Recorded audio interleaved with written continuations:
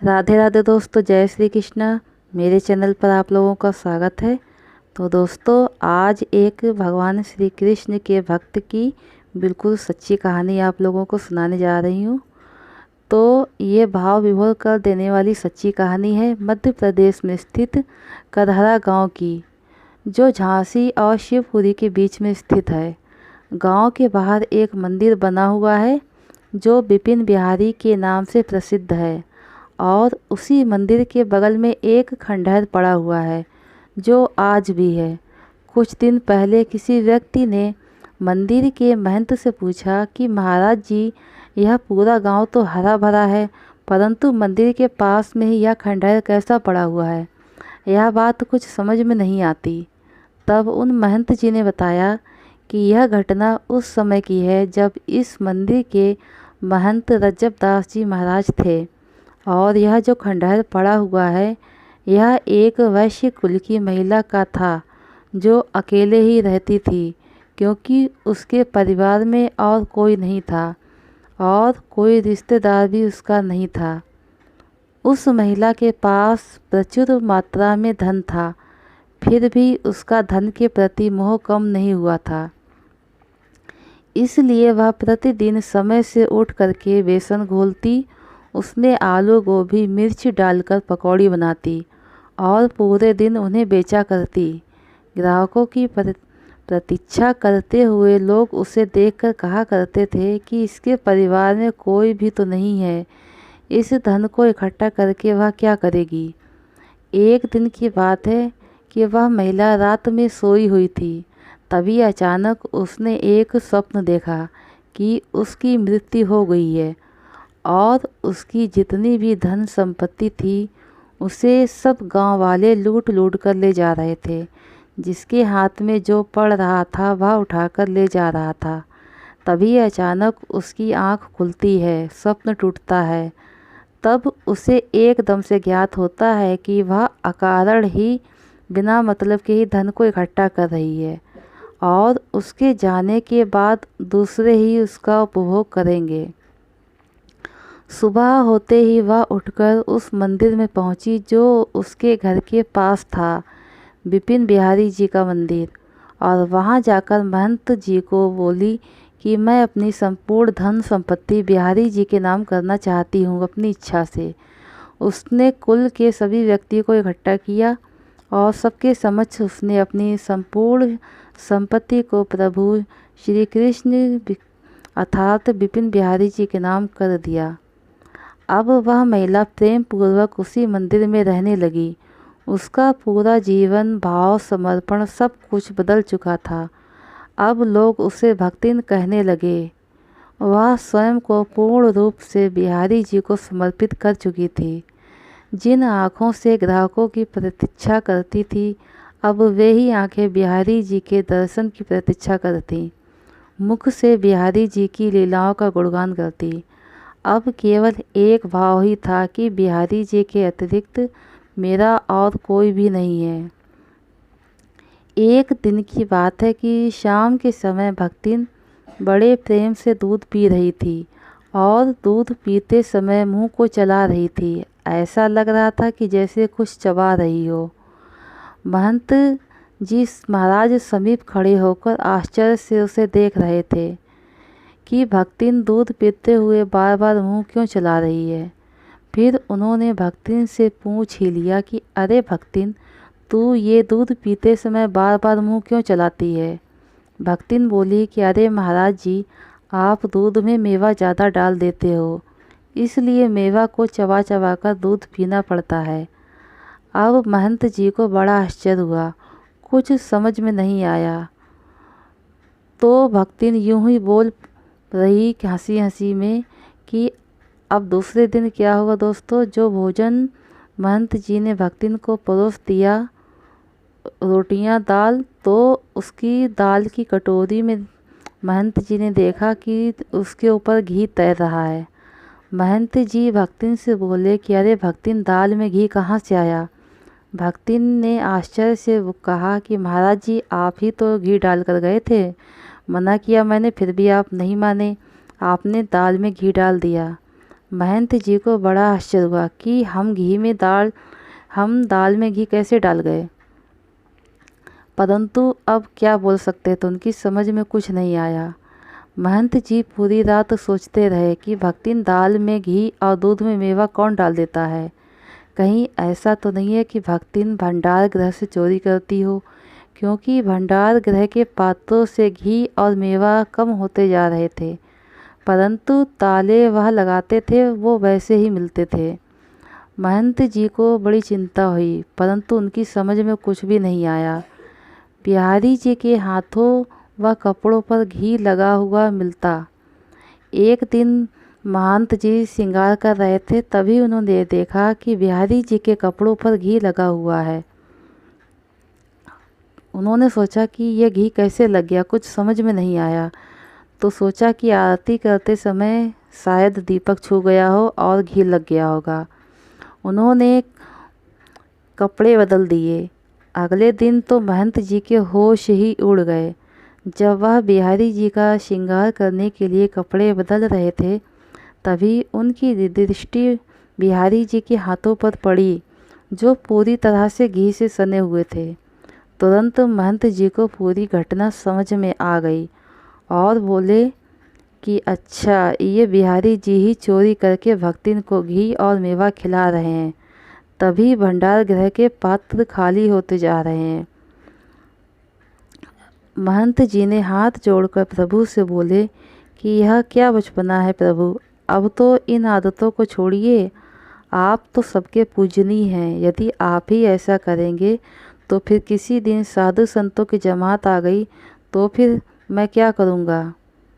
और रजब दास जी बहुत चिंतित हुए। उन्हें लगा कि बिहारी जी तो मानने वाले हैं नहीं, इस भक्तिन को ही यहाँ से भगाना चाहिए। और वे उपाय सोचने लगे कि किस प्रकार से भक्तिन को यहाँ से निकाला जाए। एक दिन महंत जी सुबह से ही हाथ में माला झोली पकड़कर मंदिर के मुख्य द्वार पर बैठ गए, और जो कोई भी वहाँ से निकलता उसी से कहने लगते कि अरे गजब हो गया, भक्तिन ने तो आदमी कर लिया है, नाक कटा दी भक्ति ने हमारी। कुछ ही समय में पूरे गांव में ये बात आग की तरह फैल गई। अब दोपहर के बाद भक्तिन अपने परिवार के लोगों के पास जाया करती। अब उस दिन वह जहाँ से भी निकलती वहीं स्त्रियां उस पर हंसती और कहती कि देखो भक्तिन ने कौन सा आदमी रख लिया है। भक्तिन को बड़ा आश्चर्य हुआ। वह इस कलंक को सुनकर ठगी सी रह गई। उसने स्त्रियों से पूछा कि वह ऐसा क्यों कह रही हैं।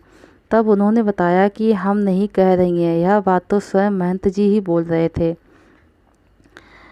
दोस्तों, भक्तिन फूट फूट कर रोती हुई अपने जो वैश्य कुल के मिलने जुलने वाले उसके लोग थे, उनके समक्ष उसने अपनी संपत्ति को बिहारी जी के नाम किया था, उनके पास पहुंची और बुरी तरह से रोती हुई बोली कि भैया आप सब मेरे कुल के हो, मैंने आप लोगों के समक्ष ही अपनी सारी संपत्ति को बिहारी जी के नाम किया था। मैं सब कुछ सहन कर सकती हूँ, परंतु महंत जी ने मुझे ऐसा असहनीय कलंक लगा दिया है जो मैं सहन नहीं कर सकती हूँ।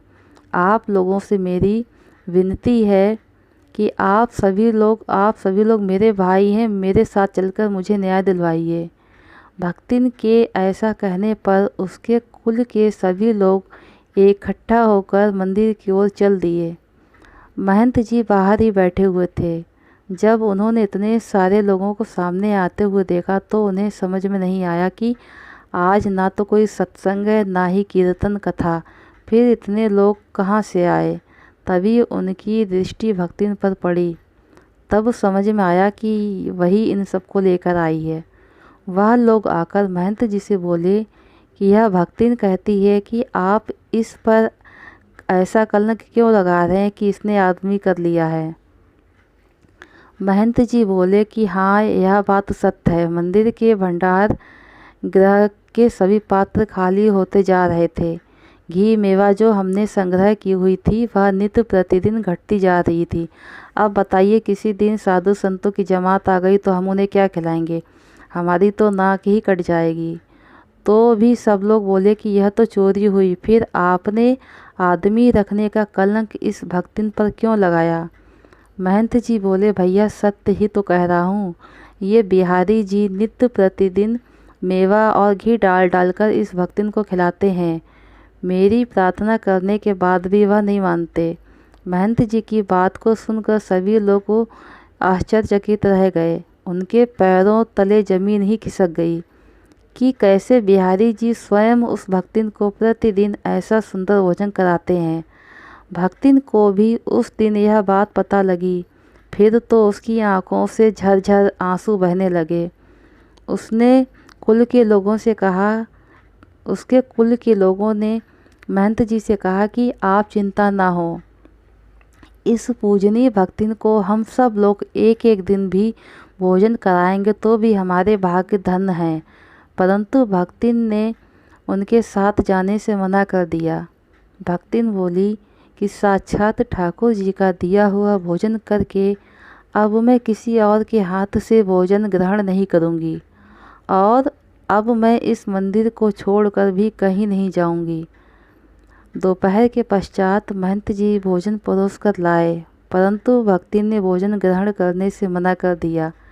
महंत जी ने मजाक में पूछा कि अब तुम मेरे हाथ का रूखा सूखा भोजन क्यों ग्रहण करोगी? तुम्हारे लिए तो लोग 56 भोग खिलाने को भी तैयार हैं। फिर रात हुई। रात होने पर महंत जी दूध लेकर आए, परंतु भक्तिन ने दूध भी नहीं पिया और पूरा दिन रोती रही। रात में मंदिर के मुख्य द्वार और बिहारी जी के विग्रह का पट बंद हुआ। सेवादार, पुजारी और महंत जी सो गए, परंतु भक्तिन को नींद नहीं आई। वह तो बस अपने बिहारी जी की याद में ही खोई हुई विलाप करती रही। अब बिहारी जी के अलावा उसका और कोई था भी तो नहीं। आधी रात के पश्चात लगभग 3 बजे वह श्री विग्रह की देहरी पर सिर रखकर फूट फूट कर रोती हुई बोली कि यदि किसी और पर कलंक लगता तो मैं सहन कर लेती, परंतु आप पर ही कलंक लगा दिया। प्रभु, अब मैं जीना नहीं चाहती।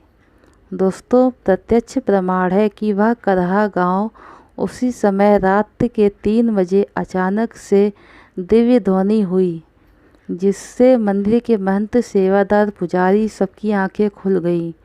मुख्य द्वार का पट श्री विग्रह का स्वतः ही खुल गया। सभी लोग दौड़कर प्रभु के विग्रह कक्ष की ओर आए और सबने अपनी आँखों से देखा कि एक दिव्य प्रकाश विपिन बिहारी जी के विग्रह से निकला और भक्तिन उसी में विलीन हो गई। बिहारी जी ने जैसे प्रत्यक्ष ही भक्तिन को अपना लिया हो। तो दोस्तों, महंत जी इस घटना को देखकर फूट फूट कर रोए कि उन्होंने भगवान की ऐसी भक्तिन पर कलंक लगाया। उसके पश्चात भक्तिन की देह को अंतिम संस्कार के लिए गांव के पास में स्थित नदी पर ले जाया गया। अंतिम संस्कार के पश्चात महंत जी ने प्रायश्चित के रूप में संकल्प किया कि जब तक वे जीवित रहेंगे तब तक बिहारी जी की आरती के पश्चात भक्तिन की आरती करेंगे। दोस्तों, भक्तों, बिहारी जी की आरती के पश्चात वह छत पर चढ़ने और वहाँ नदी पर जहाँ भक्तिन का अंतिम संस्कार हुआ था उधर देखकर भक्तिन की आरती उतारा करते। धन्य है प्रभु की ऐसी भक्त। तो दोस्तों, ये मेरी आज की कहानी थी। आप लोगों को अच्छी लगी होगी। तो अगर आप लोगों को अच्छी लगी हो तो हमें कमेंट करके ज़रूर बताना। धन्य है प्रभु और धन्य है प्रभु के ऐसे भक्त। तो दोस्तों, मिलते हैं नेक्स्ट वीडियो में। तब तक के लिए राधे राधे, जय श्री कृष्णा। प्रभु की कृपा दृष्टि आप सभी लोगों पर बनी रहे।